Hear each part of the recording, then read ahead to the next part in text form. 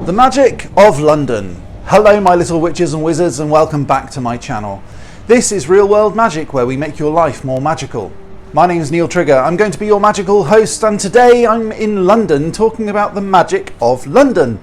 Okay, full disclosure, I'm not in London right now, but I was only a few days ago at the time of filming, and so I figured I'd do a little video about the magic of the great city of London. So, a bit of background.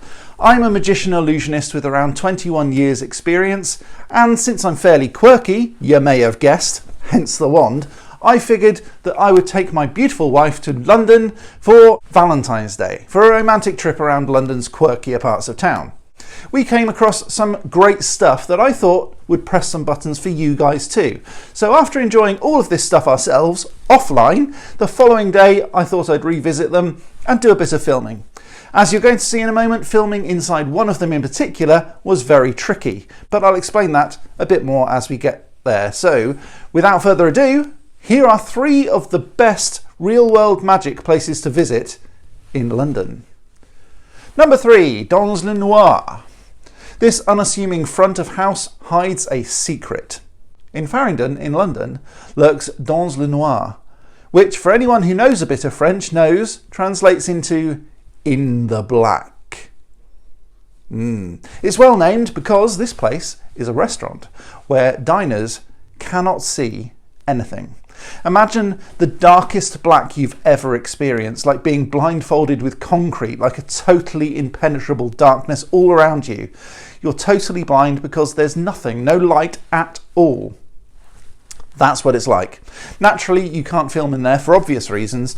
You enter the main restaurant and someone immediately asks you to take off your watch because the face glows in the dark. Lock up your mobile phones in the lockers, and anything else that might give light needs to be put away. Even glow-in-the-dark trainers or coats or anything like that. We walk up a dim corridor where our blind waitress greets us and asks us to form a line by placing our right hand on the shoulder of the person in front.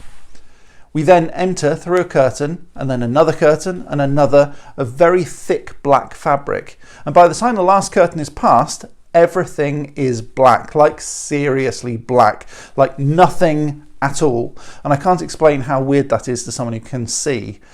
I had my sight corrected by laser in 2008, and seriously, I never take it for granted, but this experience has given me a whole new appreciation. Even knowing how big was the chunk that I cut my food into relies on me seeing it, or knowing if the plate was empty, and it wasn't. We had hot food, 3 courses and a cocktail. It was good tasting food too. We sat on a sharing table where we met nice people, a nice couple celebrating their 30th wedding anniversary. Happy anniversary to Tim and Belinda, by the way. So it was pretty sociable. Apparently, Dollenoir also does singles dating nights. I'm not sure if it's the same place that was featured on the film About Time with Rachel McAdams, but it was a great experience and one I'd recommend to anyone. They even let you know what you ate at the end of the meal. I put links in the descriptions, by the way, and I'm not being sponsored by them, so please check it out if you're ever in the area. Number 2, platform 9 3/4. I don't think this is the greatest attraction, and it's not really a secret. It's not the greatest attraction in the world, and certainly not something I'd talk about more than the last listing of Dollenoir, but it's good and very accessible, which is why I put it as number 2 on my list. Platform 9 3/4 is, of course, from the Harry Potter series of books and films, and is linked and located in King's Cross. Unlike Harry Potter universe, however, King's Cross no longer has a subtle gateway to the wizarding world at platform 9 3/4. The gateway is currently an enormous tourist attraction. I presume after the first book, people started just turning up, and so Warner Brothers then decided to make it a massive thing. In fairness, this is the queue for a wall. Yes, honestly, people actually queue up to have a photo taken with a wall. Admittedly, they're pushing a trolley through a wall. Obviously, the trolley is cut in half and then bolted to the wall, but it does look pretty effective. You also get the loan of a scarf and a wand. Not this one's mine. And someone just off camera throws the end of your scarf into the air just before the photo is taken to make it look dynamic, like you're travelling through the wall. The effect is a little hokey, and I'm not sure about infection control of the same scarf being worn by thousands of people in one day, but it looks like fun. Incidentally, I didn't pay for a photo walking through the wall. I've been to the Harry Potter studio tour, linked up here, instead, and they allow photos to be taken there for free. Admittedly, it's not exactly the same place. It's not as authentic as actually being in King's Cross, but it looks exactly the same.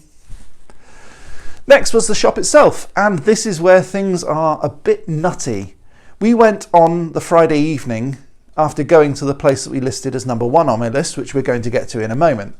It was about 7 or 8 p.m, admittedly on Valentine's Day, and by the time we got there, it was pretty chilled out. We wandered around, we had a little look at some wands, and we ended up buying Narcissa Malfoy's wand because it's pretty, and we wandered out.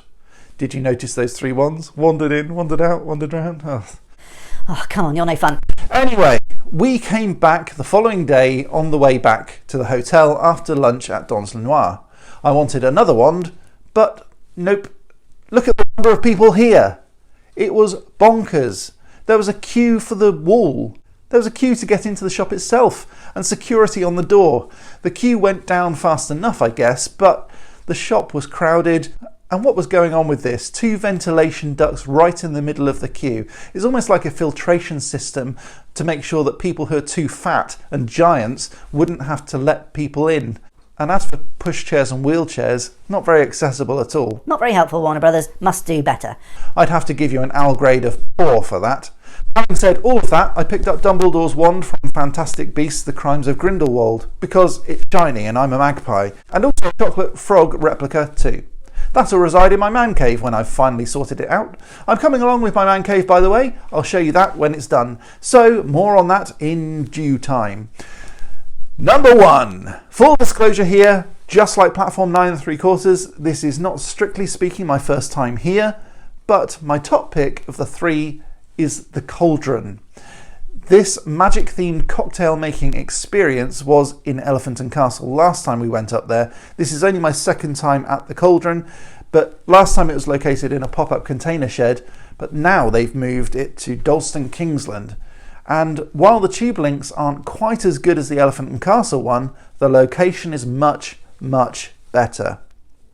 Now, the idea of the Cauldron is that groups of people, usually 2 or 4, sit around a table where they're given a magic wand, like this one, not quite like this one, and wear wizard's robes. There's a workstation per group that looks like this, and the workstation can be controlled using the wand that they give you. You can use it to change the colour of the lamp, tap the orb to turn it on and off, and you can even stir drinks by tapping your wand. I've done a video similar to that, it's linked up here. It's all very magical. So we entered the darkened pub where a witch gave us a wand and a token so the barman knew to send us into the dungeon rather than remaining in the main pub. This was dark and gloomy, but perfect for a potions class. They have monster heads that disperse extra cocktails for an extra charge too. Then the potion masters introduce themselves. They explain how it all works, and by the way, you can tell they love the whole LARPing experience. That's live action roleplay in case that isn't clear. They bring your potion ingredients and your instructions to help you make your potions. These sometimes steam, smoke, bubble, burn, and you can throw phoenix ash into your potion too to make it spark. It's really cool. The theatre of the whole thing is excellent. The drinks were fabulous, and we even met some local cool people too. Lauren and Joe, who incidentally subscribe to this channel, so a big shout out to them. Hello, and thank you. So, my eating, boozing and magical shopping done, plus the requisite time taken for burning off said booze, so I was in a legal state and not over the drink drive limit. We went back to the car and drove home. All 3 of these magical destinations I would highly recommend to anyone going to or living in London. I hope you liked this video, and if you did, please give it a big thumbs up. It helps Google to know that it was a good video and more people should see it. If you want to see more of this guy, this kind of thing, please subscribe and ding that bell. By dinging the bell, it ensures that you don't miss any future uploads because you'll be told about it when I add something new. So that's it for this week, witches and wizards. So until next time, as always, stay magical. Please subscribe to Real World Magic.